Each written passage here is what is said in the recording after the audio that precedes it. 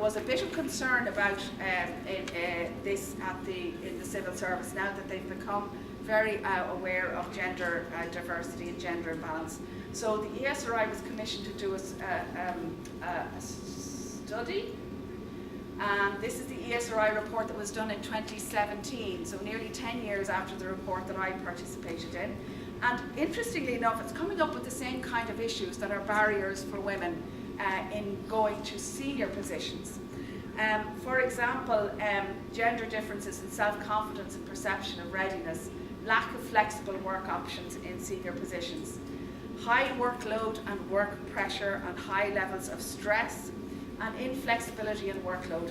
Which, so 10 years on from the last study, it shows that the issues are exactly the same.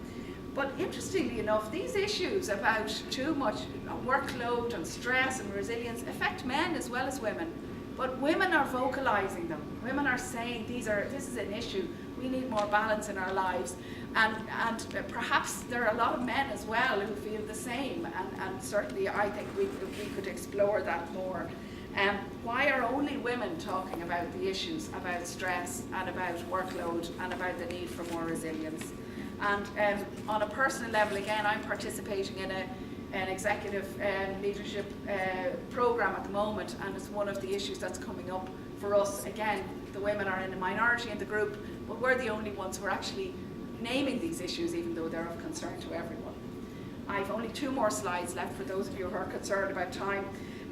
We now have a civil service renewal plan on foot of that ESRI slide.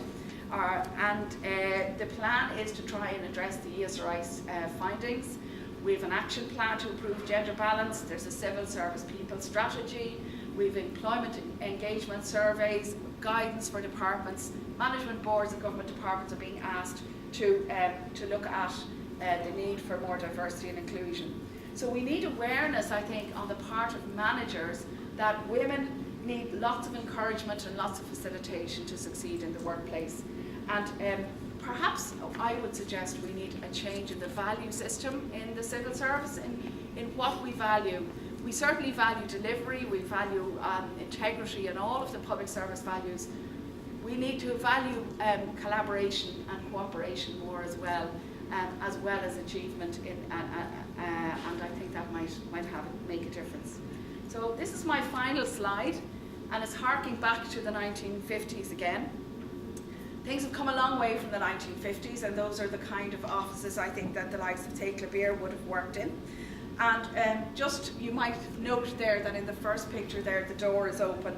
And just to give you a little bit of a vignette again about the Department of Finance in the 1950s, there is a story that an office notice went around the Department of Finance in the 1950s that where a man and a woman were in a room together, that the door always needed to remain open. One man and one woman. Now, all of the women were unmarried, but the interesting thing about the notice was that it said when an unmarried man and a woman are in a room, the door needs to be open. Go figure. Go figure. So the Me Too movement hadn't arrived in Merrion Street at that stage. I think that makes us reflect, I think, on how far we have come. And thanks to impressive women like Bairbre and indeed impressive politicians who have assisted in the reform of the civil service, I think there's only one way we can go, and that's to have more women around and improve things. So thanks for your attention.